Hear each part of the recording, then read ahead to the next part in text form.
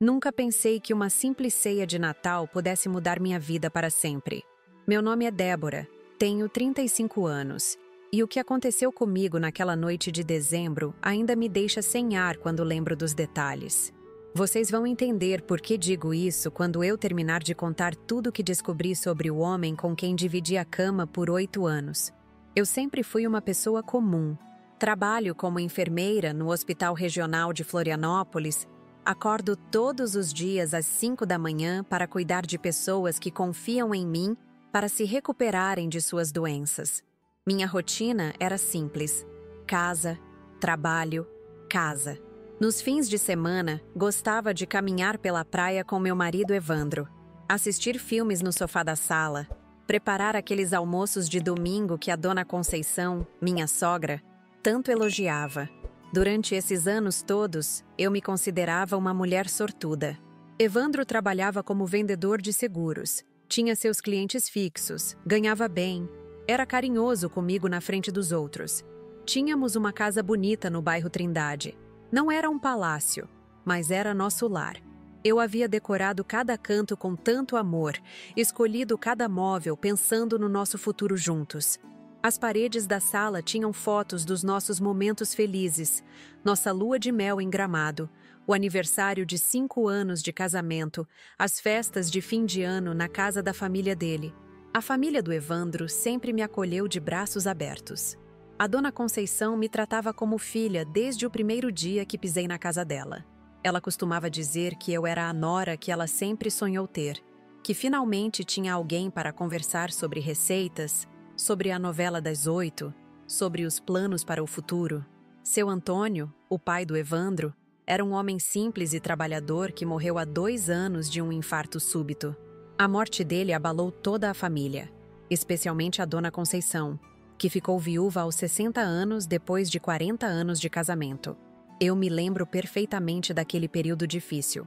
Foram meses ajudando minha sogra a se recuperar da perda, organizando os papéis do falecido sogro, cuidando para que ela não se sentisse sozinha. O Evandro ficou muito abalado também, afinal tinha perdido o pai de forma tão repentina. Foi nessa época que ele começou a mudar alguns hábitos. Passou a sair mais para trabalhar, chegava tarde em casa dizendo que estava conquistando novos clientes, que precisava se esforçar mais para manter nosso padrão de vida sem a ajuda financeira que o pai dele às vezes nos dava. Na época eu entendi perfeitamente. Cada pessoa lida com o luto de uma forma diferente, e imaginei que o trabalho fosse a maneira que ele encontrou para processar a dor da perda. Eu estava tão ocupada cuidando da dona Conceição e mantendo minha rotina no hospital que não prestei atenção nos pequenos detalhes que começaram a mudar na nossa relação. As conversas durante o jantar ficaram mais curtas. Antes a gente conversava sobre tudo, sobre meu trabalho, sobre os pacientes que eu atendia, sobre os clientes dele, sobre os planos para as férias, sobre a possibilidade de termos filhos um dia. Mas depois da morte do seu Antônio, o Evandro passou a comer em silêncio, sempre mexendo no celular, sempre com aquela expressão distante que eu atribuía à tristeza pela perda do pai. Os fins de semana também mudaram. Ele começou a inventar compromissos aos sábados, reunião com cliente importante, visita a um parente distante que eu nunca conheci, problemas para resolver na seguradora. Eu ficava sozinha em casa, mas não reclamava porque entendia que ele estava passando por um momento difícil. Às vezes ia visitar a dona Conceição para fazer companhia a ela. Outras vezes aproveitava para colocar a leitura em dia ou organizar a casa. O que mais me chamava a atenção era o jeito como ele protegia o celular. Antes ele deixava o aparelho em qualquer lugar da casa. Às vezes até pedia para eu atender quando estava no banho. Mas nos últimos meses, ele passou a carregar o telefone para todo lado, até para o banheiro. Quando tocava e eu estava perto, ele rapidamente pegava e atendia em outro cômodo. Dizia que eram assuntos de trabalho confidenciais, que a empresa tinha implementado novas políticas de sigilo sobre informações dos clientes. Eu queria acreditar em tudo o que ele dizia. Quando amamos alguém, é natural que queiramos encontrar explicações racionais para comportamentos que nos incomodam. Durante 8 anos, ele nunca me deu motivos para desconfiar. Então, por que começaria agora? Eu me convencia de que estava sendo paranoica.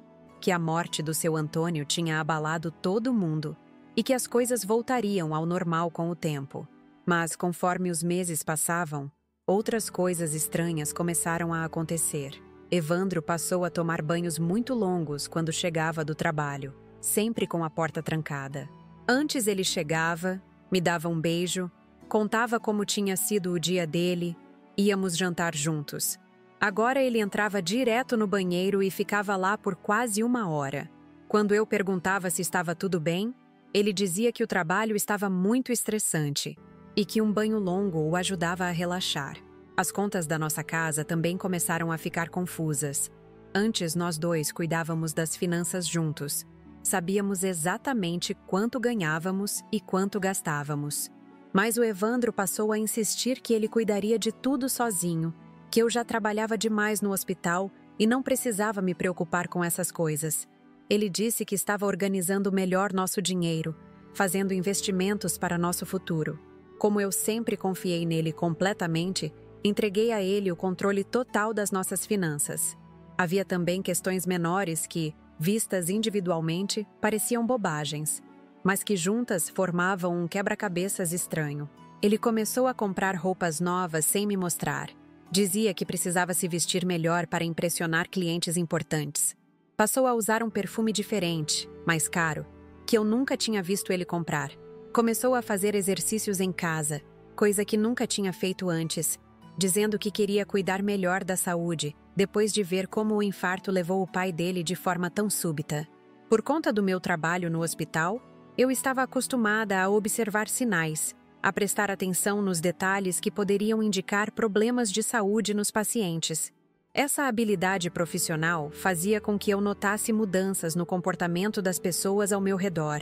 Mas quando se tratava do meu próprio marido, eu lutava contra minha intuição. Tentava encontrar explicações inocentes para tudo que percebia. A dona Conceição também estava estranha nos últimos tempos. Durante os nossos encontros para o café da tarde, ela fazia perguntas sobre o Evandro que me deixavam desconfortável. Queria saber se ele estava chegando cedo em casa, se estava tratando bem de mim, se eu tinha notado alguma mudança no comportamento dele. Quando eu respondia que estava tudo normal, ela ficava com aquela expressão preocupada que não conseguia disfarçar completamente. Chegou dezembro e eu estava ansiosa pelo Natal. Sempre foi minha época favorita do ano. Adorava decorar a casa, preparar a ceia, reunir a família. Pensei que talvez as festividades ajudassem a trazer de volta o clima de harmonia que tínhamos perdido nos últimos meses. Planejei tudo com carinho. Comprei ingredientes especiais para preparar os pratos favoritos de todo mundo, decorei a casa com luzes e enfeites natalinos. Até comprei um presente especial para o Evandro, uma camisa social que ele tinha comentado que gostava numa vitrine. No dia 23 de dezembro, eu estava organizando os últimos detalhes, quando o Evandro chegou em casa com uma expressão que eu nunca tinha visto antes. Ele estava diferente. Havia algo nos olhos dele que me deixou inquieta. Perguntei se estava tudo bem e ele disse que estava ótimo, que mal podia esperar pelo Natal, que tinha uma surpresa especial preparada para mim. Naquela noite, ele foi mais carinhoso do que havia sido em meses. Me abraçou por trás enquanto eu lavava a louça, disse que me amava, que eu era a mulher mais especial da vida dele. Parte de mim ficou feliz porque pensei que finalmente ele estava superando a fase difícil. Mas outra parte de mim, aquela que trabalha no hospital e aprendeu a desconfiar quando as coisas parecem boas demais para ser verdade, ficou alerta. Na véspera do Natal, dia 24, acordei animada. Era o grande dia. A dona Conceição viria jantar conosco, assim como a Patrícia, cunhada do Evandro, que é professora, e sempre anima as reuniões familiares com suas histórias da escola. Passei o dia todo na cozinha preparando a ceia. Chester assado com farofa, salpicão, arroz à grega, salada de maionese. Cada prato foi feito com amor e dedicação. O Evandro passou parte do dia fora. Disse que tinha ido buscar meu presente de Natal e fazer uns últimos preparativos. Quando voltou, estava com 2 sacolas que escondeu no quarto, dizendo que era surpresa. Ele se ofereceu para me ajudar na cozinha, coisa que raramente fazia. Disse que queria preparar um molho especial para acompanhar o Chester, uma receita que tinha aprendido com um amigo chefe de cozinha. Eu achei estranho porque em 8 anos de casamento ele nunca tinha demonstrado interesse em cozinhar, mas estava tão feliz em vê-lo participativo e carinhoso que não questionei.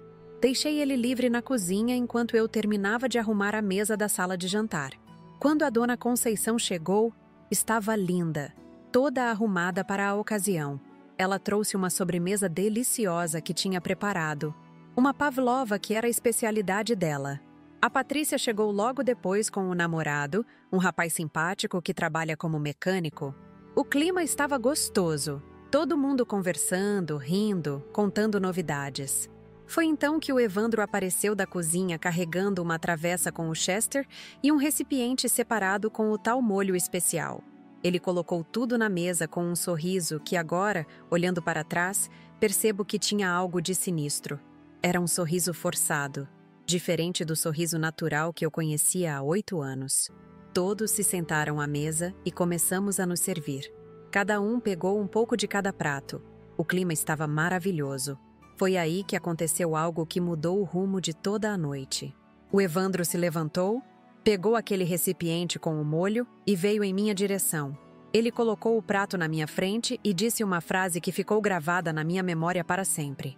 Ele olhou diretamente nos meus olhos e falou: "Débora, prova esse molho especial que eu preparei só para você. Ninguém mais pode comer. É exclusivo seu."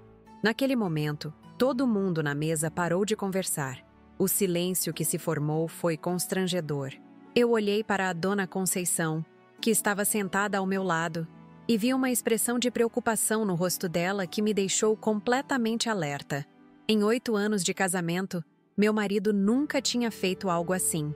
Nunca tinha preparado algo especial só para mim, e muito menos com essa insistência estranha. O tom de voz dele, a maneira como segurava o recipiente, tudo me causou uma sensação ruim que não conseguia explicar. A dona Conceição sussurrou no meu ouvido: "Que estranho isso, minha filha. Em 40 anos casada com o pai dele, nunca vi o Evandro cozinhar nada." Foi nessa hora que minha intuição de enfermeira, aquela que me ajuda a perceber quando algo não está certo com um paciente, disparou todos os alarmes. Algo estava muito errado ali. O comportamento do meu marido, a insistência, o fato de ninguém mais poder provar o molho, tudo isso junto formava um quadro que me deixava extremamente desconfortável. Peguei o prato que ele tinha colocado na minha frente e, num impulso que não consigo explicar até hoje, rapidamente troquei com o prato da dona Conceição.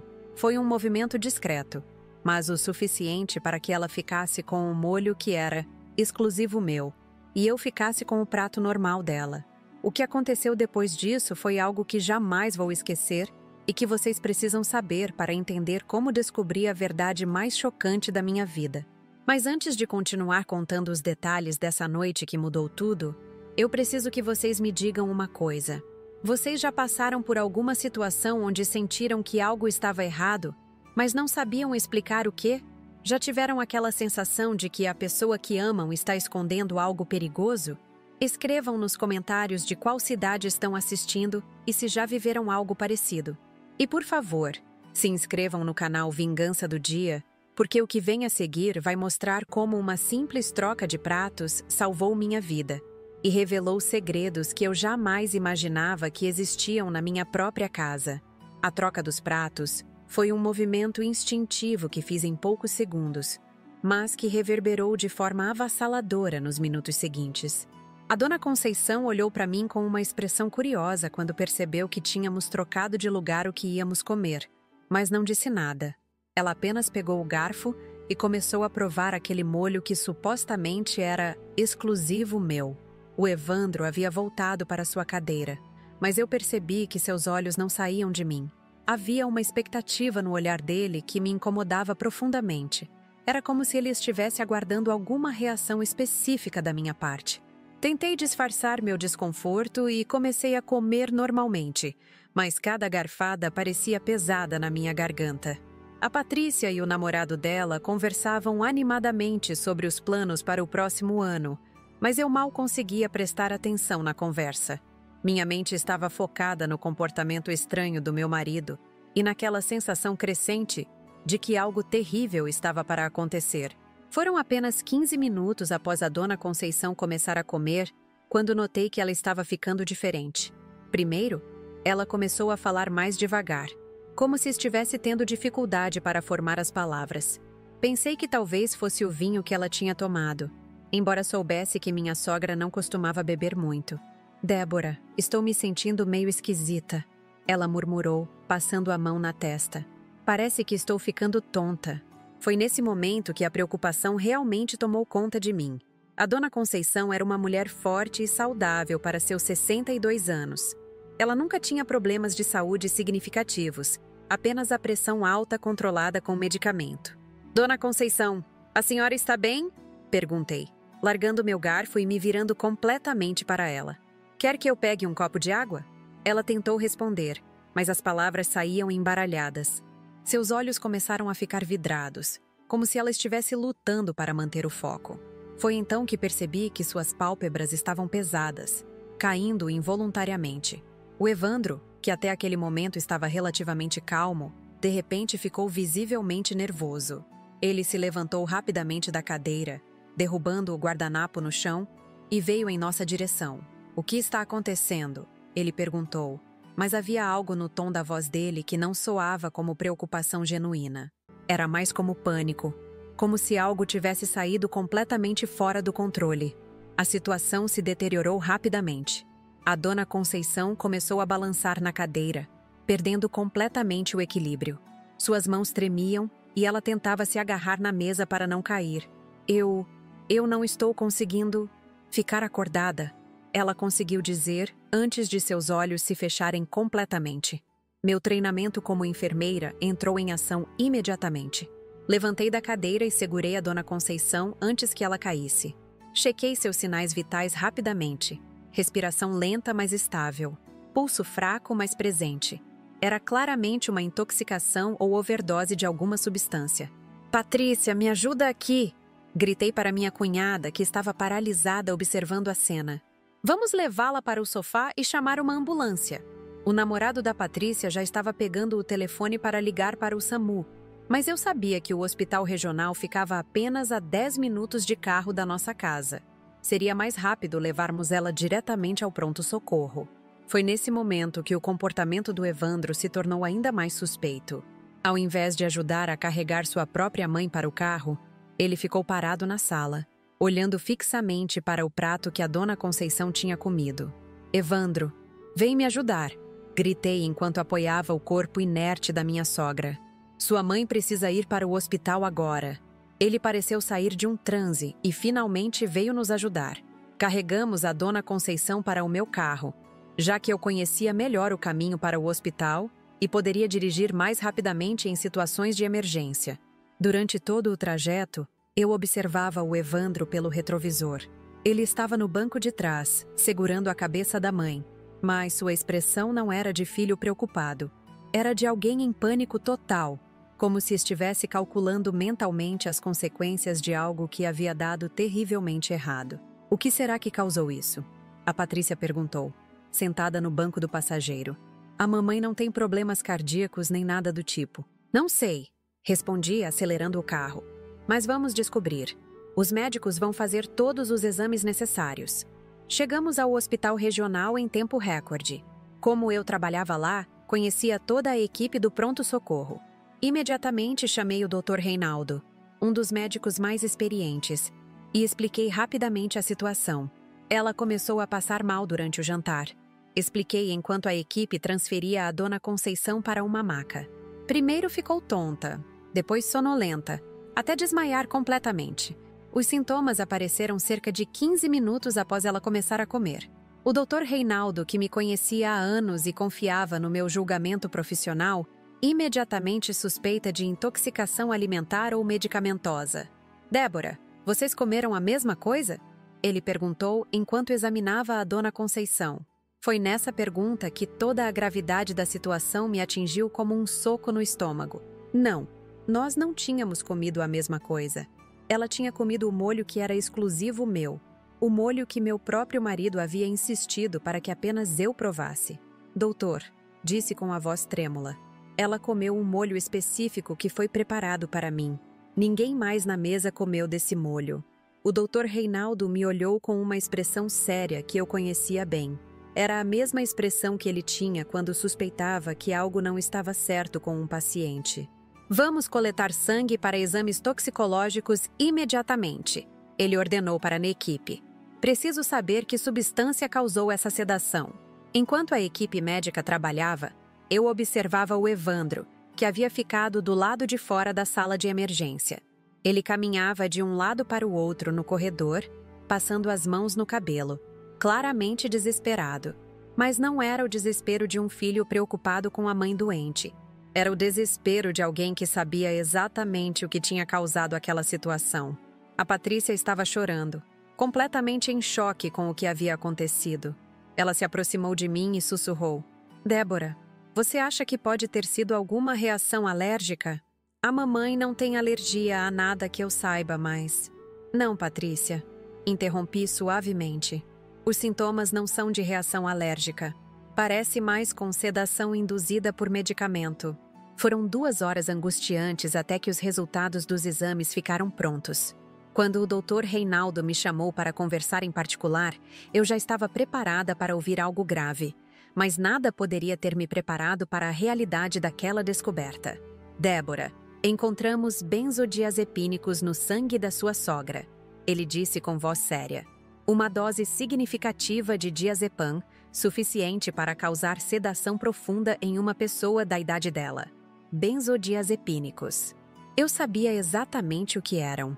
Medicamentos controlados, usados para ansiedade e distúrbios do sono. Em doses altas, poderiam causar sedação extrema e até coma. Doutor, tenho certeza absoluta de que a Dona Conceição não toma esse tipo de medicação, afirmei categoricamente. Ela só toma remédio para pressão alta, nada mais. Então alguém misturou essa substância na comida dela. O Dr. Reinaldo concluiu. Débora, você disse que ela comeu um molho que estava destinado a você? Naquele momento, meu mundo desabou. Todas as peças do quebra-cabeças se encaixaram de forma terrificante. O molho exclusivo meu, a insistência do Evandro para que só eu comesse, o nervosismo dele quando viu que a mãe estava passando mal. Meu próprio marido havia tentado me drogar na ceia de Natal. Doutor, preciso que o senhor mantenha sigilo absoluto sobre esses resultados por enquanto. Pedi, sentindo minhas mãos tremendo. Eu preciso pensar sobre como lidar com essa situação. O Dr. Reinaldo, percebendo a gravidade das minhas suspeitas, concordou. A Dona Conceição vai ficar bem. Vamos mantê-la em observação até que a medicação saia completamente do organismo dela. Deve acordar nas próximas horas. Quando saí da sala, encontrei o Evandro esperando ansiosamente no corredor.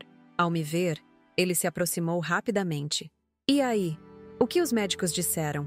O que aconteceu com a mamãe? Ele perguntou, tentando parecer preocupado, mas eu podia ver o medo nos olhos dele. Ainda estão investigando? Menti. Pode ter sido algo que ela comeu.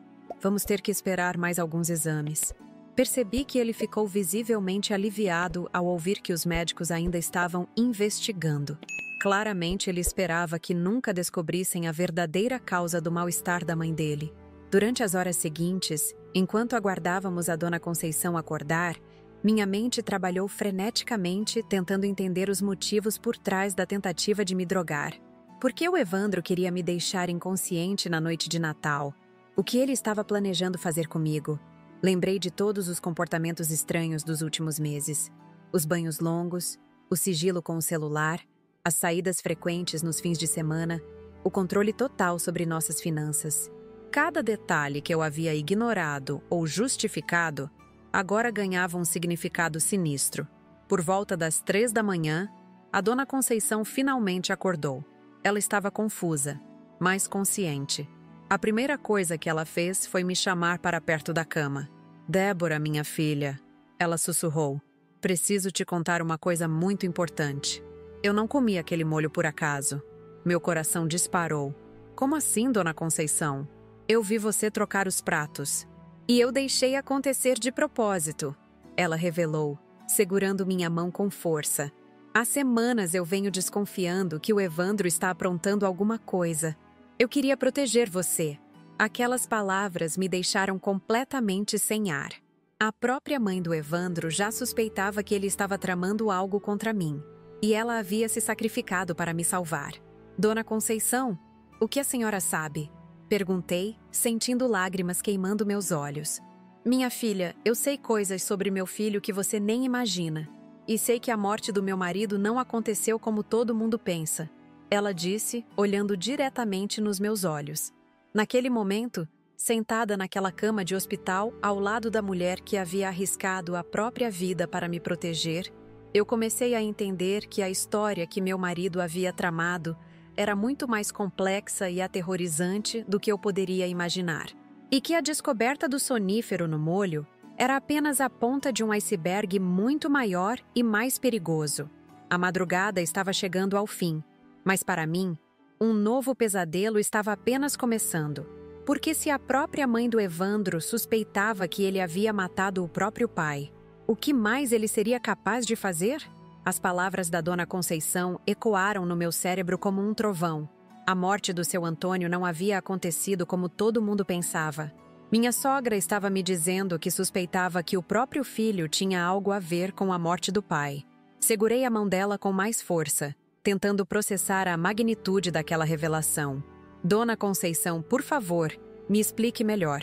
O que a senhora quer dizer com isso? Perguntei, baixando a voz para que ninguém na enfermaria pudesse ouvir nossa conversa. Ela olhou ao redor, certificando-se de que estávamos sozinhas, e começou a contar uma história que faria meu sangue gelar. Débora, meu marido era um homem saudável. Sim, ele tinha 65 anos, mas nunca teve problemas cardíacos. Fazia exames regulares, caminhava todos os dias, não fumava, bebia apenas socialmente.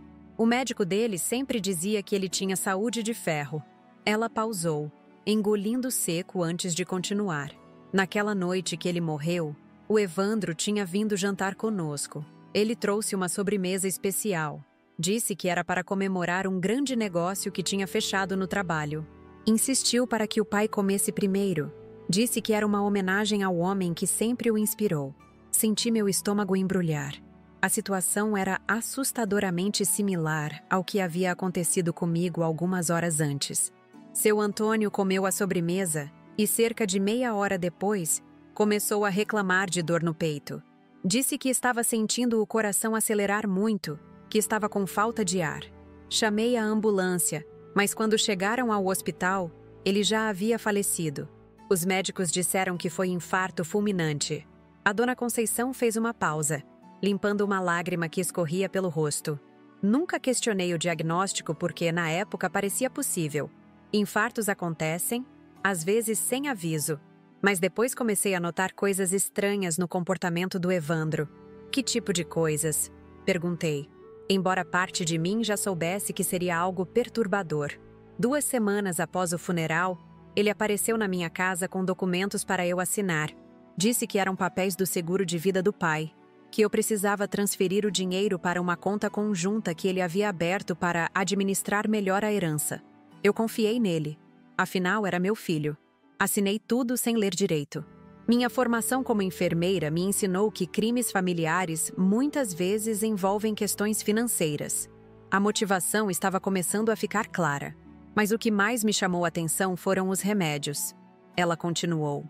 Uns dias depois do enterro, eu estava arrumando os pertences do seu Antônio quando encontrei um frasco vazio de digitálica no bolso do paletó que ele estava usando naquela noite. Digitálica. Meu sangue gelou. Eu conhecia bem essa substância do meu trabalho no hospital. Era um medicamento cardíaco que, em doses inadequadas, poderia causar arritmias graves e parada cardíaca. E o seu Antônio nunca havia tomado medicação para o coração.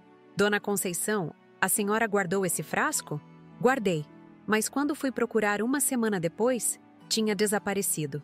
O Evandro tinha a chave da minha casa e vinha sempre ajudar a organizar as coisas do pai. Deve ter levado.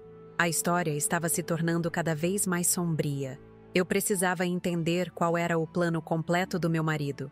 E por que a senhora nunca me contou isso antes? Porque eu precisava de provas, minha filha. Acusar o próprio filho de assassinato é algo muito sério. Passei meses observando, investigando discretamente. Foi aí que comecei a perceber outras coisas sobre o Evandro que me deixaram ainda mais preocupada. Ela ajustou a posição na cama e continuou. Há 3 meses, eu estava passando perto da casa de vocês quando vi uma moça saindo de lá. Era uma mulher jovem, bonita, que eu nunca tinha visto antes.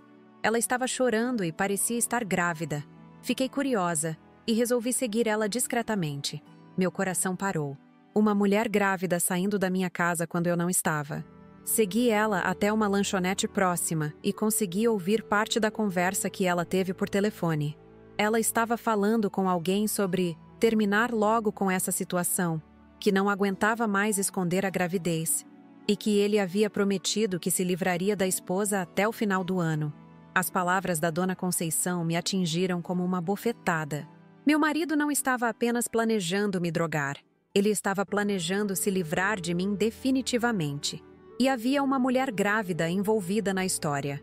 Eu tirei uma foto dela discretamente. A Dona Conceição continuou, pegando o celular que estava na mesa de cabeceira. Olha aqui. Quando ela me mostrou a foto, reconheci imediatamente o rosto. Era Janaína Moura, uma técnica em enfermagem que havia sido contratada no hospital onde eu trabalhava há alguns meses. Ela sempre foi simpática comigo, mas agora eu entendia por que às vezes a pegava me observando de forma estranha. Dona Conceição, eu conheço essa mulher. Ela trabalha no mesmo hospital que eu. Então você entende a gravidade da situação, minha filha. O Evandro não estava apenas te traindo. Ele estava planejando algo muito pior. Naquele momento, meu celular tocou. Era uma ligação da Márcia, minha vizinha. Normalmente eu não atenderia no meio da madrugada, mas algo me disse que poderia ser importante. Alô, Márcia? Débora, desculpa te ligar essa hora, mas eu precisava te avisar uma coisa urgente. Eu vi o Evandro saindo da casa de vocês com 2 malas grandes. Ele colocou tudo no carro e saiu. Isso foi há 1 hora. Senti o mundo girar ao meu redor. Enquanto eu estava no hospital cuidando da sogra dele, o Evandro havia voltado para casa e pegado as malas. Ele estava fugindo. Márcia, você tem certeza que eram malas? Absoluta. Eram aquelas malas grandes de viagem que vocês usaram na lua de mel. Ele parecia ter pressa e olhava para todos os lados como se estivesse com medo de ser visto. Desliguei o telefone e olhei para a Dona Conceição, que havia escutado toda a conversa. Ele está fugindo, disse, sentindo pânico tomar conta de mim. Quando percebeu que o plano havia dado errado, decidiu desaparecer. Não, minha filha, a Dona Conceição disse com uma determinação que me surpreendeu. Ele não vai fugir, não se eu puder impedir. Foi então que ela me contou a parte mais chocante de toda essa história. Débora, eu não comi aquele molho apenas para te proteger. Nas últimas semanas, eu vinha me preparando para essa situação. Eu suspeitava que o Evandro tentaria algo no Natal, porque ele vinha pressionando para que eu mudasse meu testamento. Como assim? Ele queria que eu deixasse tudo para ele, alegando que você era nova e poderia se casar novamente se algo acontecesse comigo. Dizia que seria melhor garantir que a herança ficasse na família Santos. Mas eu já tinha modificado meu testamento há 1 mês, deixando metade dos bens para você. A Dona Conceição havia pensado em tudo. Ela sabia que o filho estava planejando algo terrível. E tem mais, minha filha. Antes de vir para a ceia hoje, eu liguei para a delegacia e conversei com a delegada Vanessa Correia. Expliquei minhas suspeitas e pedi para que ela mandasse uma viatura para ficar de plantão próximo à nossa casa durante a noite. Eu não conseguia acreditar no que estava ouvindo. Minha sogra havia arquitetado um plano para proteger a mim e incriminar o próprio filho. A delegada deve estar chegando ao hospital a qualquer momento. Eu pedi para que ela viesse aqui quando eu fosse hospitalizada, porque era sinal de que minhas suspeitas estavam corretas. Como se tivesse sido invocada pelas palavras da Dona Conceição, a porta da enfermaria se abriu e entrou uma mulher de cerca de 40 anos, cabelos curtos e expressão séria. Ela se identificou como delegada Vanessa Correia. Dona Conceição, recebi sua ligação e vim assim que soube que a senhora havia dado entrada no hospital. Como está se sentindo? Delegada, obrigada por vir. Esta é minha nora Débora. Tudo aconteceu exatamente como eu suspeitava. Meu filho tentou drogar ela durante a ceia de Natal. A delegada se virou para mim com uma expressão profissional e compassiva ao mesmo tempo. Senhora Débora, Preciso que a senhora me conte exatamente o que aconteceu esta noite. E quero que saiba que já temos uma equipe a caminho da sua casa para interceptar seu marido caso ele tente fugir. Passei os próximos 40 minutos relatando tudo o que havia acontecido. O comportamento estranho do Evandro, a insistência com o molho, a troca dos pratos, a internação da Dona Conceição, os resultados dos exames toxicológicos. A delegada anotava tudo meticulosamente.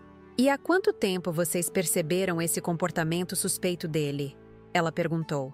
Desde a morte do meu sogro, há 2 anos. Mas as suspeitas da Dona Conceição são mais específicas. A Dona Conceição então contou à delegada sobre suas suspeitas em relação à morte do marido, sobre a digitálica que havia encontrado, sobre a mulher grávida, sobre as pressões para mudar o testamento. Senhoras, com base nesses relatos e nos exames toxicológicos, temos elementos suficientes para prender o Evandro por tentativa de envenenamento. E vamos investigar também a morte do seu Antônio. Será necessário exumar o corpo para novos exames. Meu celular tocou novamente. Era um número desconhecido. Débora, sou eu! Era a voz do Evandro. Onde você está? Voltei para casa e você não estava aqui. Olhei para a delegada, que fez um sinal para que eu continuasse a conversa enquanto ela acionava o rastreamento da chamada. Estou no hospital com sua mãe. Ela passou muito mal após o jantar. Mal como? O que aconteceu? A voz dele estava claramente nervosa. Os médicos estão investigando. Pode ter sido algo que ela comeu. Houve um silêncio longo do outro lado da linha. Débora, preciso viajar a trabalho amanhã cedo. Emergência da empresa. Vou ficar alguns dias fora. Trabalho na madrugada do dia 25 de dezembro. Ele realmente achava que eu era ingênua a esse ponto. Tudo bem, Evandro. A gente se fala quando você voltar. Desliguei e a delegada me parabenizou pela atuação. Conseguimos rastrear a localização dele. Está no aeroporto. Minha equipe já está a caminho para interceptá-lo. Foram 20 minutos de tensão até que o telefone da delegada tocou. Era a equipe que havia ido atrás do Evandro. Conseguimos, delegada. Ele foi detido no aeroporto tentando embarcar para Manaus. Estava com documentos falsos e uma quantia significativa em dinheiro. E tem mais. Havia uma mulher grávida com ele, Janaína. A técnica de enfermagem que trabalhava comigo estava envolvida até o pescoço no plano do meu marido. Tragam os dois para a delegacia. Vamos começar os interrogatórios ainda esta madrugada. Quando a delegada desligou, eu finalmente comecei a chorar. Não eram lágrimas de tristeza, mas de alívio. Se não fosse pela coragem e inteligência da Dona Conceição, eu provavelmente estaria morta ou desaparecida naquele momento. Minha filha, ela disse, me abraçando. Eu não podia deixar que ele fizesse com você o que fez com meu marido. Você é a filha que eu sempre quis ter. A delegada se aproximou de nós e disse: Senhoras, vocês salvaram não apenas a vida da Débora, mas provavelmente impediram que outras pessoas fossem vítimas desse homem. Com as evidências que temos e os interrogatórios que vamos fazer, tenho certeza de que conseguiremos justiça tanto pela tentativa de assassinato quanto pela morte do seu Antônio. Eram quase 6 da manhã quando finalmente saímos do hospital. A Dona Conceição recebeu alta médica e eu a levei para minha casa. Não queríamos que ela ficasse sozinha depois de tudo que havia acontecido. Quando chegamos, a casa estava exatamente como havíamos deixado na correria para ir ao hospital. A mesa ainda estava posta para a ceia de Natal, com os pratos sujos e o recipiente do molho envenenado ainda lá. A delegada havia deixado peritos para coletar todas as evidências. Olhei para aquela cena e entendi que minha vida havia mudado para sempre naquela noite. O homem com quem eu havia dividido 8 anos da minha vida, com quem sonhei ter filhos, com quem planejei envelhecer, era na verdade um assassino frio e calculista que havia matado o próprio pai e tentado me matar para ficar com uma amante grávida. Mas também entendi algo mais importante.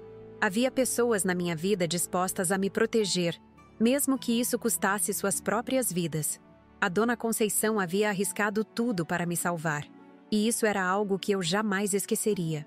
Sentamos na sala, ainda em estado de choque, quando ela me disse algo que ficaria gravado para sempre na minha memória.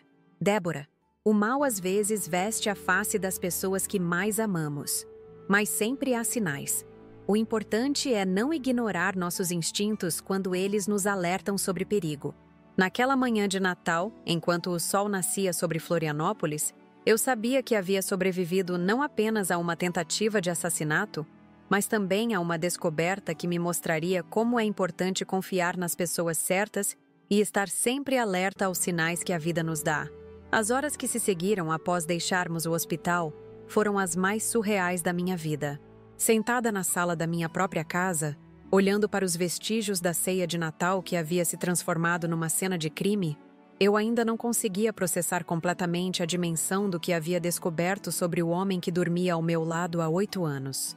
A dona Conceição havia adormecido no sofá da sala, exausta pelo trauma das últimas horas.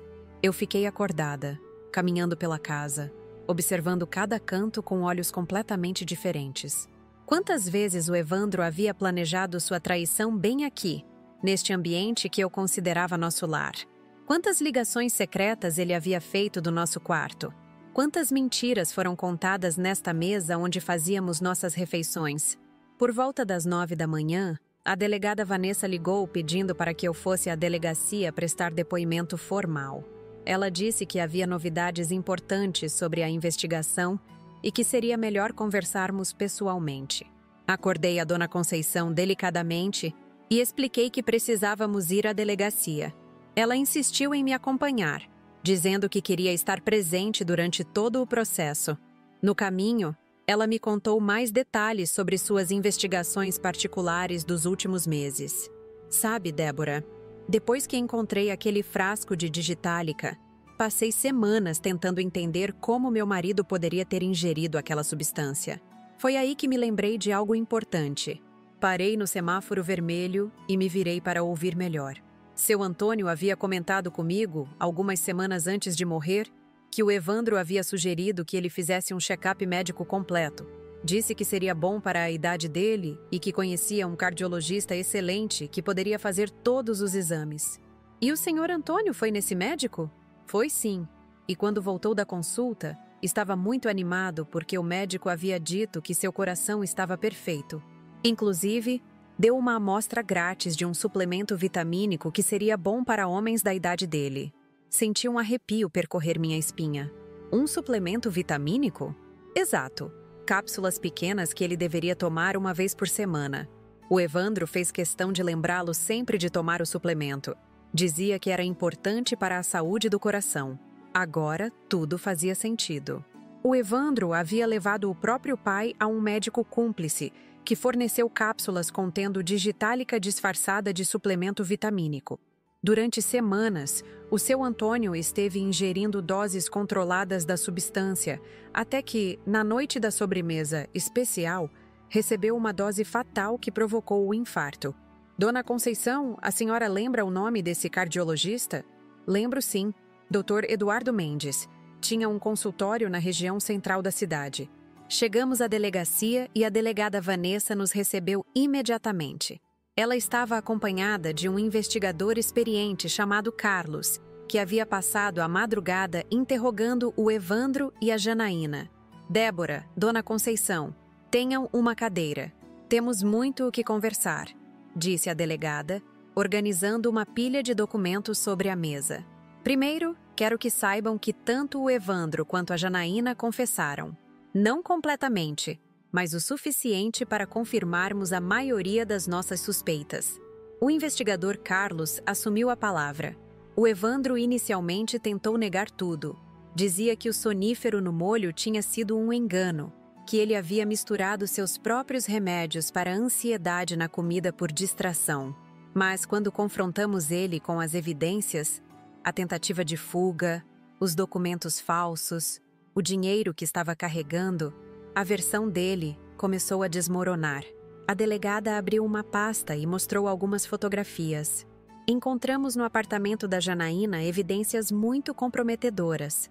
Cartas de amor entre os dois, planos detalhados para fugir do país e, o mais importante, um caderno onde ela anotava todas as instruções que ele dava sobre como proceder em determinadas situações.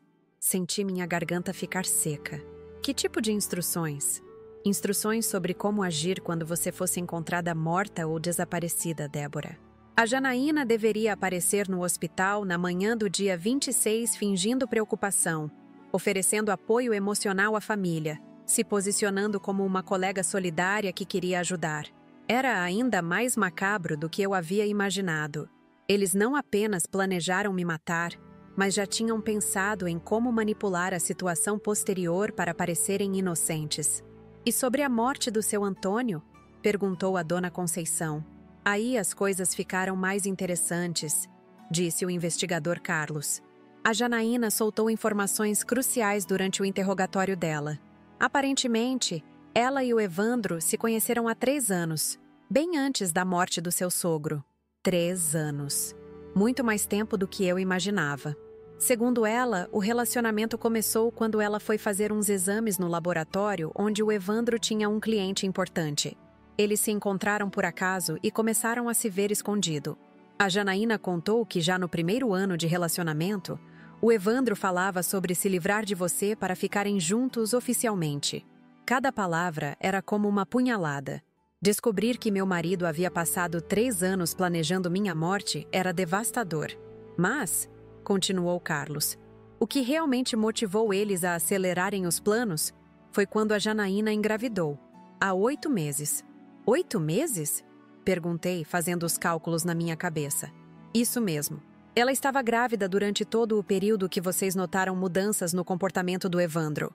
A pressão de resolver a situação conjugal aumentou, porque eles queriam que a criança nascesse com os pais oficialmente juntos. A delegada pegou outro documento. Foi aí que surgiu o primeiro plano: assassinar o seu Antônio para herdar o dinheiro e usar esses recursos para começar uma nova vida com a Janaína em outro estado. Como eles fizeram isso? Quis saber a dona Conceição. O Evandro pesquisou sobre substâncias que poderiam provocar ataques cardíacos sem deixar rastros óbvios. Descobriu que a digitálica, em doses controladas, poderia sensibilizar o coração e, numa dose maior, provocar arritmia fatal. Então, ele criou o plano do falso cardiologista. Eu precisava saber mais detalhes. Esse Dr. Eduardo Mendes realmente existe? Sim, mas não é cardiologista. É um clínico geral que perdeu o registro médico há 5 anos por prescrever medicamentos controlados irregularmente. O Evandro o encontrou através de contatos do trabalho e o convenceu a participar do esquema em troca de dinheiro. A complexidade da operação era aterrorizante. Eles haviam corrompido um médico, falsificado suplementos vitamínicos, manipulado um idoso durante semanas até conseguirem matá-lo. E depois da morte do seu Antônio, o que aconteceu? Perguntou a dona Conceição. Bom, aí vem a parte mais revoltante da história, disse a delegada Vanessa. O Evandro conseguiu o dinheiro do seguro de vida e da herança, como planejado. Mas ao invés de usar esse dinheiro para fugir imediatamente com a Janaína, ele decidiu que seria mais seguro manter as aparências por mais tempo. Como assim? Ele calculou que uma fuga muito rápida após a morte do pai poderia levantar suspeitas. Então decidiu continuar casado com você, Débora, por pelo menos 2 anos, enquanto a Janaína criava a criança escondida. Depois, quando as suspeitas sobre a morte do seu Antônio tivessem diminuído, ele executaria o plano de se livrar de você também. Eu mal conseguia respirar. Durante 2 anos, enquanto eu chorava a morte do meu sogro e consolava meu marido enlutado, ele estava vivendo uma dupla vida com uma amante grávida, gastando o dinheiro roubado do próprio pai. Mas por que resolveram acelerar os planos agora? Perguntei. O investigador Carlos consultou suas anotações. Segundo a Janaína, surgiram 2 problemas recentes. Primeiro, a criança, que agora tem 8 meses, estava começando a parecer muito com o Evandro. Ela tinha medo de que alguém fizesse a ligação. Segundo, e mais importante, a dona Conceição começou a fazer perguntas sobre as finanças e sobre mudanças no testamento. A dona Conceição balançou a cabeça. Eu sabia que algo estava errado. Minha intuição de mãe nunca me enganou. Exato. O Evandro percebeu que a senhora estava desconfiando e entrou em pânico. Decidiu que precisava agir rapidamente, matar a Débora e se livrar da senhora também, se necessário. Ele estava planejando matar a própria mãe? Perguntei horrorizada. Segundo a Janaína, se o plano de te drogar tivesse dado certo, o próximo passo seria provocar um acidente com a Dona Conceição, talvez uma queda na escada, talvez outro problema cardíaco. Assim ele ficaria com toda a herança e ninguém para questionar sua nova vida com a amante. Naquele momento entendi a frieza total do homem com quem havia convivido. Ele não era apenas um assassino. Era um psicopata capaz de matar qualquer pessoa que se colocasse entre ele e seus objetivos. E o plano para minha morte especificamente? Como seria? Perguntei, embora não tivesse certeza se queria ouvir a resposta. A delegada hesitou antes de responder. Débora, você tem certeza que quer saber esses detalhes? Tenho. Preciso entender a dimensão do que aconteceu. Segundo a confissão da Janaína, o sonífero seria apenas o primeiro passo. Quando você estivesse inconsciente, o Evandro planejava te carregar para o carro e simular um acidente na estrada que liga Florianópolis ao interior. Ele diria que vocês tinham decidido viajar na madrugada para visitar parentes no Natal e que você havia cochilado no volante. Senti náusea. Ele havia pensado em cada detalhe para me assassinar e ainda por cima fazer parecer que tinha sido culpa minha. A Janaína apareceria no funeral como uma colega solidária do hospital. Alguns meses depois, eles começariam a se conhecer melhor durante o processo de luto, e em menos de um ano estariam casados oficialmente. A crueldade do plano era de deixar qualquer pessoa sem palavras. Eles não apenas queriam me matar, mas planejar uma farsa elaborada para se beneficiarem da minha morte. Mas tem uma coisa que ainda não entendemos completamente, disse o investigador Carlos. Por que o Evandro escolheu exatamente o Natal para executar o plano? A Dona Conceição levantou a mão. Eu posso responder isso. Ontem de manhã, antes da ceia, o Evandro me ligou perguntando se eu havia pensado na nossa conversa sobre o testamento. Disse que seria um presente de Natal para ele saber que a família estava protegida. Ele estava pressionando para que a senhora mudasse o testamento ontem mesmo? Exato. E quando eu disse que preferia conversar sobre isso depois das festividades, percebi que ele ficou irritado. Agora entendo por quê. Se ele conseguisse matar a Débora ontem e me convencer a mudar o testamento hoje, ficaria com tudo. A herança do pai, a herança minha, o seguro de vida da Débora, e ainda poderia alegar que estava devastado demais para trabalhar, vivendo das rendas. Era um plano financeiro além do crime passional. O Evandro havia calculado que assassinando 3 pessoas da própria família, ficaria milionário e livre para viver com a amante e o filho. A delegada fechou as pastas e nos olhou seriamente. Senhoras, vocês salvaram não apenas suas próprias vidas, mas impediram que esse homem continuasse matando. Com as confissões que temos, as evidências coletadas e os exames que faremos no corpo do seu Antônio, tenho certeza de que o Evandro pegará prisão perpétua. E a Janaína? Perguntei. Ela também será condenada por cumplicidade nos crimes. Mesmo que alegue que foi manipulada, ela participou ativamente dos planos de assassinato e tentativa de ocultação de cadáver. Quando saímos da delegacia, já era meio da tarde do dia 25 de dezembro. Tecnicamente ainda era Natal, mas parecia que haviam se passado meses desde a ceia da noite anterior. No caminho de volta para casa, a Dona Conceição me disse algo que jamais esquecerei. Débora, minha filha, a partir de hoje, somos sobreviventes. E sobreviventes têm uma responsabilidade: contar suas histórias para que outras pessoas possam reconhecer os sinais de perigo. Ela estava certa. O que havia acontecido conosco não podia ter sido em vão. Outras mulheres poderiam estar vivendo situações similares, ignorando sinais importantes porque confiam nas pessoas erradas. Naquela tarde, sentadas na varanda da minha casa, decidimos que faríamos questão de que a justiça fosse feita completamente e que nossa história servisse de alerta para outras famílias que pudessem estar enfrentando situações similares de manipulação e violência doméstica.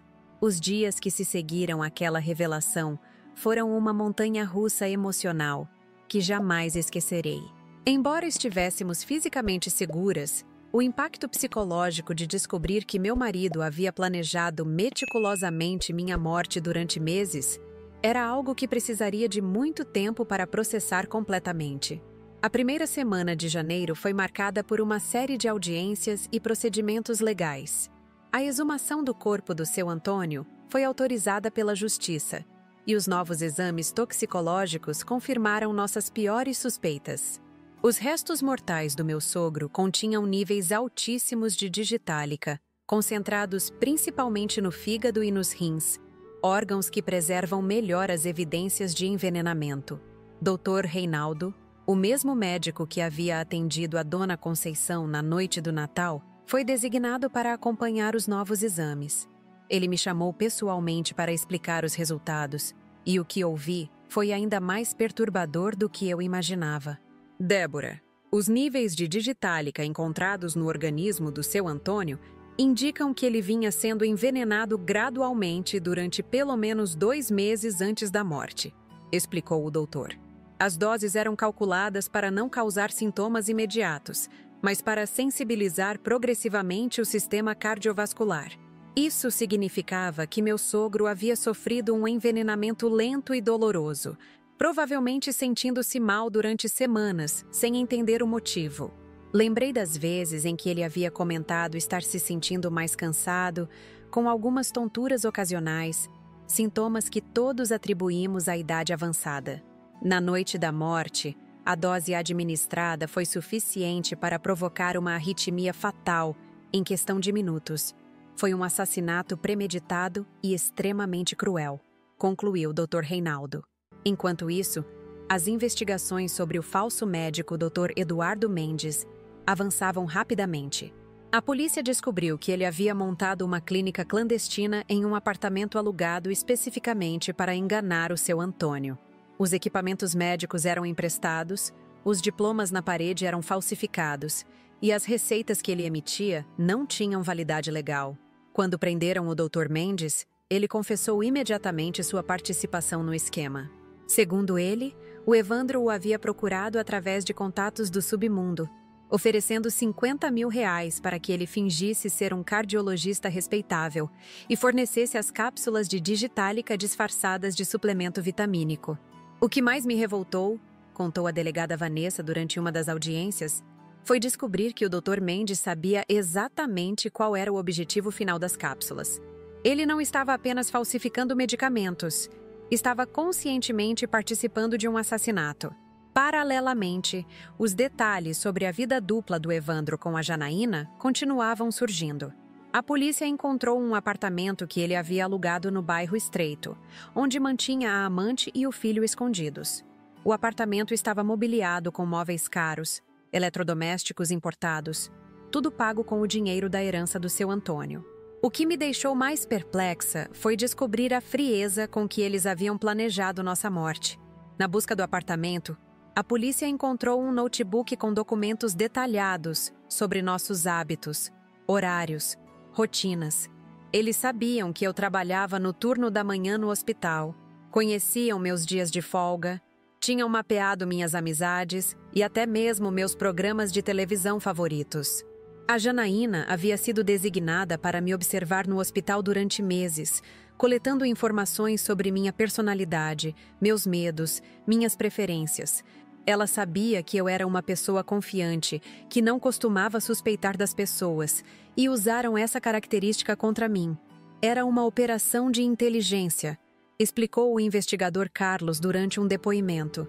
Eles estudaram você como se fosse um alvo militar. Conheciam seus pontos fracos e planejaram explorá-los da maneira mais eficiente possível. Em fevereiro, começaram os julgamentos propriamente ditos. Eu precisei testemunhar tanto no processo do Evandro quanto no da Janaína, revivendo cada detalhe daquela noite terrível do Natal. Foi extremamente doloroso estar na mesma sala que o homem que havia tentado me matar, mas também foi terapêutico poder contar minha versão dos fatos para um júri que finalmente me ouviria. O Evandro tentou uma última estratégia de defesa, alegando que estava sofrendo de transtorno bipolar e que havia agido durante uma crise maníaca. Trouxe um psiquiatra particular que atestou sua instabilidade mental, tentando reduzir as acusações de homicídio qualificado para homicídio culposo. Mas a estratégia não funcionou. Os promotores apresentaram evidências irrefutáveis do planejamento detalhado, da premeditação, da frieza com que os crimes foram executados. As gravações das conversas telefônicas entre ele e a Janaína, interceptadas durante a investigação, mostravam dois criminosos calculistas discutindo seus planos com total clareza mental. Durante o julgamento, algo que me marcou profundamente foi o depoimento da própria Janaína. Quando questionada sobre suas motivações, ela revelou aspectos da personalidade do Evandro que eu nunca havia percebido. Ele me convenceu de que a Débora era uma pessoa ruim, que maltratava ele e que estava impedindo nossa felicidade. Ela disse chorando. Ele contava histórias sobre como ela era controladora, ciumenta, que ameaçava se matar se ele a deixasse. Eu acreditei que estávamos salvando ele de um relacionamento abusivo. Ouvir aquilo foi como receber um tapa na cara. O Evandro havia invertido completamente nossa realidade, pintando-me como a vilã da história para justificar nossos assassinatos. Ele havia manipulado a Janaína da mesma forma que havia me manipulado durante anos. Mas o Senhor sabia que ele estava planejando matar pessoas, não apenas se separar. Insistiu o promotor. Sim, eu sabia, ela admitiu. Mas ele me convenceu de que não havia outra saída.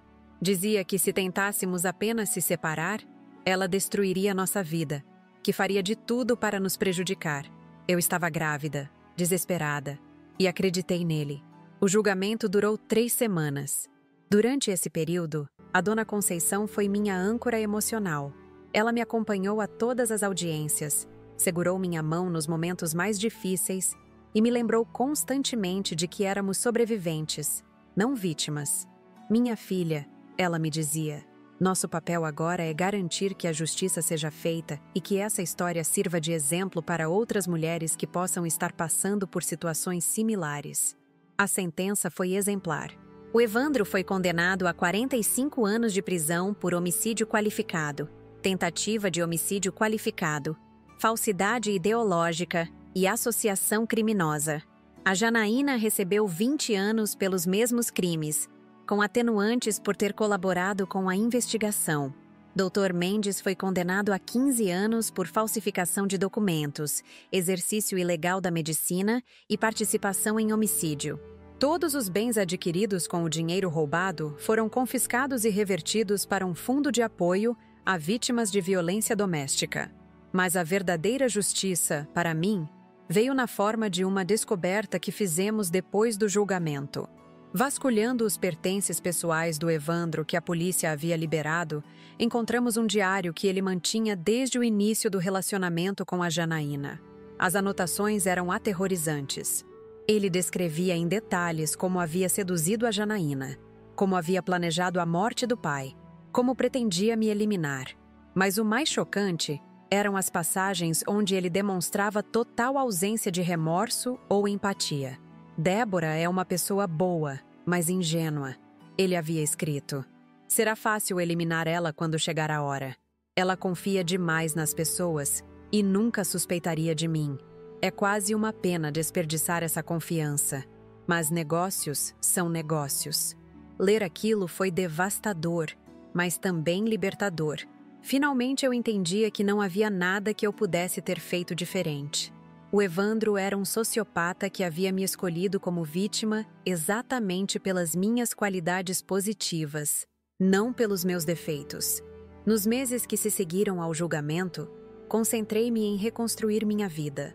Vendi a casa onde havia morado com o Evandro e comprei um apartamento menor, mais aconchegante, próximo ao mar. A Dona Conceição mudou-se para um apartamento no mesmo prédio que o meu, e nos tornamos uma família verdadeira. Voltei a trabalhar no hospital, mas agora com uma perspectiva completamente diferente. Minha experiência me tornou mais sensível aos sinais de violência doméstica nos pacientes que atendia. Comecei a participar de grupos de apoio a mulheres vítimas de abuso, compartilhando minha história e ajudando outras pessoas a reconhecerem situações de perigo. A Dona Conceição também se tornou uma ativista. Ela passou a dar palestras em igrejas e centros comunitários sobre como identificar comportamentos suspeitos em familiares, especialmente quando envolvem questões financeiras e heranças. Muitas vezes, os maiores perigos vêm de dentro de casa, ela costumava dizer. É preciso estar sempre alerta, mesmo com aqueles que amamos. Um ano depois do julgamento, recebemos uma notícia que trouxe uma sensação final de justiça. A criança da Janaína, que havia ficado sob cuidados de uma tia materna, passou por exames de DNA que confirmaram que não era filha do Evandro. A descoberta revelou mais uma camada da manipulação que havíamos sofrido. A Janaína havia engravidado de outro homem, mas convenceu o Evandro de que a criança era dele para acelerar os planos de eliminar nossa família. Ironicamente, toda aquela tragédia havia sido precipitada por uma mentira dentro de uma mentira. Quando soubemos dessa informação, a dona Conceição e eu nos olhamos, e pela primeira vez em meses, começamos a rir. Não era uma risada de alegria, mas de alívio absoluto. Depois de tantos meses descobrindo camadas e mais camadas de traição, finalmente chegávamos ao fim da história. "Sabe, Débora", disse a dona Conceição, "talvez o destino tenha conspirado para que descobríssemos a verdade antes que fosse tarde demais. Se você não tivesse trocado aqueles pratos... Hoje, 3 anos depois daquela noite de Natal que mudou nossas vidas, posso dizer que encontrei a paz. Não foi fácil. Passei por meses de terapia, enfrentei pesadelos, momentos de depressão, crises de pânico, mas sobrevivi. A dona Conceição e eu mantemos uma tradição. Todo dia, 24 de dezembro, fazemos uma ceia simples e brindamos pela vida, pela intuição feminina que nos salvou e pela coragem que tivemos para enfrentar a verdade. Aprendi que o amor verdadeiro não é cego. O amor verdadeiro observa, protege, questiona quando necessário. Aprendi que confiança é importante, mas que a intuição é sagrada. E aprendi que às vezes as pessoas que mais amamos podem ser aquelas que mais nos querem mal. Mas também aprendi que existem pessoas dispostas a arriscar tudo para nos proteger, como fez a dona Conceição, e que a justiça, embora às vezes demore, eventualmente prevalece. Minha vida hoje é simples, mas genuína. Tenho amigos verdadeiros, um trabalho que me realiza, uma família escolhida que me ama, e tenho a certeza de que jamais mais permitirei que alguém abuse da minha confiança, da forma como o Evandro fez. Essa é minha história de sobrevivência. Uma história que começou com uma ceia de Natal e terminou com a descoberta de que a maior força que temos é nossa capacidade de confiar em nossos instintos e proteger umas às outras. Chegamos ao final desta história que mudou minha vida para sempre. E eu sei que muitos de vocês que acompanharam cada detalhe do que aconteceu comigo devem estar sentindo a mesma mistura de revolta e alívio que eu senti durante todo esse processo. Quando comecei a contar essa história, eu disse que vocês não iam acreditar no que meu marido tentou fazer comigo naquela noite de Natal. E agora que chegamos ao fim, espero que tenham compreendido a dimensão completa da maldade com que convivi durante 8 anos sem saber. Vamos relembrar juntos o que aconteceu naquela noite que poderia ter sido minha última noite de vida. Tudo começou com uma situação aparentemente normal. Uma ceia de Natal em família, numa casa que eu considerava meu lar seguro, ao lado do homem que eu amava e em quem confiava completamente. Evandro chegou da cozinha com aquele molho que ele dizia ter preparado especialmente para mim, insistindo que ninguém mais poderia provar, que era exclusivo meu. Naquele momento, minha intuição de enfermeira, aquela mesma intuição que me ajudava todos os dias no hospital a perceber quando algo estava errado com meus pacientes, disparou todos os alarmes. Algo na insistência dele, algo no jeito como segurava aquele recipiente, algo na expressão dos olhos dele me deixou profundamente desconfortável. Foi por isso que, num impulso que não consigo explicar até hoje, troquei meu prato com o da dona Conceição. Essa troca simples, feita em poucos segundos, salvou minha vida e expôs uma rede de mentiras, traições e assassinatos que vinha sendo construída há anos bem debaixo do meu nariz. Quando a dona Conceição começou a passar mal 15 minutos depois de comer o molho, quando ela ficou tonta, sonolenta e finalmente desmaiou, eu soube que havia escapado de algo terrível. No hospital, os exames toxicológicos revelaram que o molho continha benzodiazepínicos, especificamente diazepam, em dose suficiente para me deixar completamente inconsciente. Mas essa era apenas a primeira parte do plano diabólico do meu marido. Se eu tivesse comido aquele molho, se eu tivesse desmaiado como a dona Conceição desmaiou, o Evandro pretendia me carregar para o carro e simular um acidente fatal na estrada. Ele havia planejado tudo nos mínimos detalhes.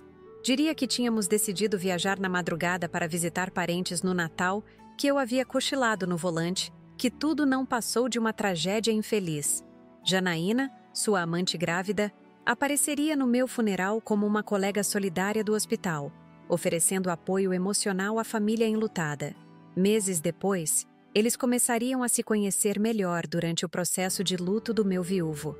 Em menos de um ano, estariam casados oficialmente, criando juntos a criança que ela carregava no ventre, vivendo nossa vida com nosso dinheiro, dormindo na nossa cama, como se eu nunca tivesse existido. Mas o que descobrimos depois foi ainda mais chocante. A tentativa de me assassinar não era um crime isolado. Era a continuação de um padrão que havia começado 2 anos antes, com o assassinato do próprio pai do Evandro, meu sogro, seu Antônio. A morte que toda a nossa família havia chorado como um infarto súbito e inesperado era, na verdade, resultado de um envenenamento lento e calculado. Durante 2 meses, o Evandro havia dado ao próprio pai cápsulas de digitálica disfarçadas de suplemento vitamínico, enfraquecendo progressivamente o sistema cardiovascular do idoso, até que na noite da sobremesa especial, uma dose final provocou a arritmia fatal. Para executar esse primeiro assassinato, o Evandro havia corrompido um ex-médico que perdeu o registro profissional, o Dr. Eduardo Mendes, que montou uma clínica falsa especificamente para enganar o seu Antônio. R$50 mil foi o preço que custou a vida do meu sogro, um homem bom que confiava no filho e jamais suspeitaria que estava sendo envenenado por quem mais amava. A motivação de tudo isso era puramente financeira, temperada com uma paixão doentia. O Evandro mantinha um relacionamento secreto com Janaína há 3 anos, desde muito antes da morte do pai. Quando ela engravidou há 8 meses, a pressão para resolver definitivamente a situação conjugal aumentou. Eles queriam que a criança nascesse com os pais oficialmente juntos e com dinheiro suficiente para viver sem trabalhar. O plano era diabólico na sua simplicidade. Matar o seu Antônio para herdar o seguro de vida e os bens. Matar a mim para ficar com nossa casa e meus bens. E pressionar a dona Conceição a mudar o testamento em favor do filho. Se ela resistisse, seria a próxima vítima, talvez num acidente doméstico ou outro problema cardíaco súbito. Durante 3 anos, enquanto eu trabalhava honestamente no hospital, cuidando de pessoas doentes, tentando salvar vidas, meu marido planejava friamente me assassinar. Enquanto eu o consolava pela morte do pai, ele estava gastando o dinheiro roubado do próprio pai numa vida dupla com uma amante. Enquanto eu sonhava com nosso futuro juntos, talvez com filhos, ele estudava a melhor forma de me eliminar. A Janaína havia sido posicionada estrategicamente para me observar no hospital, coletando informações sobre minha personalidade, meus hábitos, meus pontos fracos. Eles sabiam que eu era uma pessoa confiante, que não costumava suspeitar das pessoas, e planejavam usar essa característica contra mim. Era uma operação de inteligência montada para destruir minha vida. Durante meses, o Evandro mudou seu comportamento gradualmente. Os banhos longos com a porta trancada, o sigilo absoluto com o celular, as saídas frequentes nos fins de semana, o controle total sobre nossas finanças. Cada mudança era acompanhada de uma explicação racional que minha confiança nele me fazia aceitar sem questionar. Mas a dona Conceição, com sua intuição aguçada de mãe, começou a desconfiar do próprio filho. Ela encontrou o frasco vazio de digitálica no paletó que o marido usou na noite da morte, percebeu inconsistências na história oficial, notou comportamentos estranhos nas visitas do filho. Durante meses, ela investigou discretamente, chegando até a fotografar a Janaína quando a viu saindo da nossa casa. Na noite da ceia de Natal, a dona Conceição não comeu o molho por acaso. Ela havia percebido minha troca dos pratos e decidiu conscientemente se sacrificar para me proteger. Mais que isso, ela havia se preparado para essa situação. Já tinha contatado a delegada Vanessa. Já suspeitava que o filho tentaria algo naquela noite. A coragem dessa mulher de 62 anos, que arriscou a própria vida para salvar a nora, é algo que me emociona até hoje. Ela poderia ter me alertado diretamente sobre suas suspeitas, mas sabia que eu provavelmente não acreditaria sem provas concretas. Então ela escolheu se colocar em perigo para me proteger e para conseguir as evidências necessárias para incriminar o filho assassino. O julgamento foi um processo doloroso, mas necessário. Ver o Evandro tentando alegar insanidade mental, ouvir a Janaína explicar como foi manipulada, presenciar as confissões detalhadas sobre os planos de me matar, tudo isso foi devastador emocionalmente, mas também foi libertador. Finalmente, a verdade veio à tona. 45 anos de prisão para o Evandro, 20 anos para a Janaína, 15 anos para o falso médico. A justiça foi feita, mas nenhuma sentença poderia devolver o seu Antônio à vida ou apagar o trauma que vivemos. O que essas condenações trouxeram foi a certeza de que outros crimes não seriam cometidos por esses criminosos. Uma ironia final que descobrimos depois. A criança pela qual tanto sangue foi derramado nem sequer era filha do Evandro. A Janaína havia engravidado de outro homem, mas usou essa mentira para pressionar meu marido a acelerar os assassinatos. Toda aquela tragédia foi precipitada por uma mentira dentro de uma rede de mentiras. Hoje, 3 anos depois, posso dizer que encontrei a paz e a força para seguir em frente. A terapia me ajudou a processar o trauma. O apoio da Dona Conceição me deu uma família verdadeira. E meu trabalho me permite ajudar outras mulheres que passam por situações de violência doméstica. Compartilhei essa história com vocês porque acredito que outras pessoas possam estar vivendo situações similares. Talvez vocês conheçam alguém cujo parceiro mudou drasticamente de comportamento. Talvez vocês mesmos estejam ignorando sinais vermelhos porque confiam na pessoa amada. Talvez haja uma sogra ou uma amiga tentando alertá-los sobre algo que vocês não querem ver. Minha mensagem principal é esta: confiem nos seus instintos. Se algo parece estranho, provavelmente é estranho. Se alguém que vocês respeitam está tentando alertá-los sobre perigo, pelo menos considerem a possibilidade. O amor verdadeiro não exige que fechemos os olhos para comportamentos suspeitos. Aprendemos que os maiores perigos muitas vezes vêm de dentro de casa, das pessoas em quem mais confiamos. Aprendemos que a violência doméstica pode assumir formas sutis e elaboradas, que vão muito além da agressão física óbvia. Aprendemos que assassinos podem usar máscaras de maridos carinhosos durante anos. Mas também aprendemos que sempre há pessoas dispostas a nos proteger, mesmo que isso custe suas próprias vidas. Aprendemos que nossa intuição é sagrada e deve ser respeitada. Aprendemos que a verdade, por mais dolorosa que seja, é sempre preferível à mentira, mesmo que a mentira seja mais confortável. A Dona Conceição e eu mantemos nossa tradição de brindar pela vida todo o Natal, não com tristeza pelo que perdemos, mas com gratidão pelo que conseguimos preservar. Brindamos pela intuição feminina que nos salvou, pela coragem que tivemos para enfrentar a verdade e pela justiça que finalmente prevaleceu. Gente, foi muito difícil reviver cada detalhe dessa história para vocês.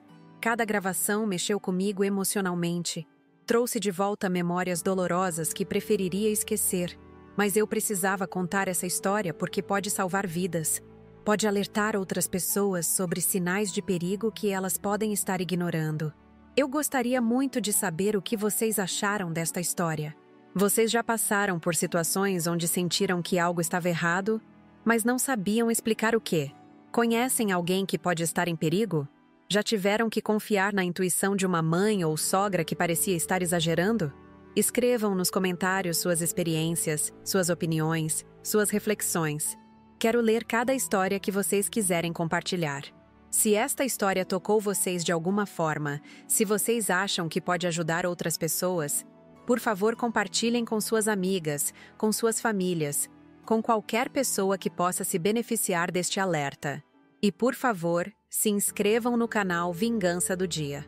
Aqui nós contamos histórias reais de pessoas que enfrentaram situações extremas e conseguiram superar.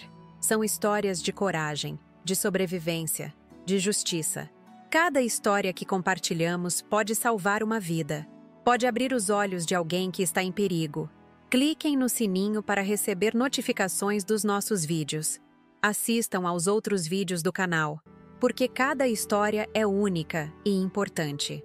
Deixem o like se essa história mexeu com vocês, se vocês acham que outras pessoas precisam ouvir esses relatos. O like ajuda o algoritmo a mostrar nosso conteúdo para mais pessoas que podem se beneficiar dessas histórias. E uma coisa muito importante, se vocês puderem, ajudem nosso canal através do Valeu Demais. É uma forma de doação que nos permite manter os custos de produção e trazer vídeos diários para vocês. Cada história demanda muito trabalho de pesquisa, roteirização, gravação e edição. Preciso de tempo integral para manter a qualidade desses relatos que podem literalmente salvar vidas. O Valeu Demais está na descrição do vídeo. Qualquer valor ajuda muito o nosso trabalho. Com o apoio de vocês, posso continuar trazendo essas histórias importantes diariamente, sem precisar me preocupar apenas com os custos de produção. Isso significa mais histórias, melhor qualidade, mais alertas que podem proteger famílias inteiras. Comentem, por favor. Quero muito saber de vocês. Digam de qual cidade estão assistindo, contem suas experiências, compartilhem suas reflexões. O engajamento de vocês nos comentários é fundamental para que mais pessoas tenham acesso a essas histórias que podem salvar vidas. Esta foi minha história de sobrevivência. Uma história que começou com um molho de Natal envenenado e terminou com a prisão de um assassino que dormia do meu lado há 8 anos. Uma história que me ensinou que nossa maior força está na nossa capacidade de confiar nos nossos instintos e de proteger umas às outras. Obrigada por terem acompanhado até aqui. Obrigada por fazerem parte do canal Vingança do Dia. Juntos, podemos alertar mais pessoas sobre os perigos da violência doméstica e mostrar que sempre há esperança, sempre há justiça, sempre há uma forma de sobreviver e recomeçar. Um beijo grande para todos vocês. E nos vemos no próximo vídeo com mais uma história real de coragem e superação.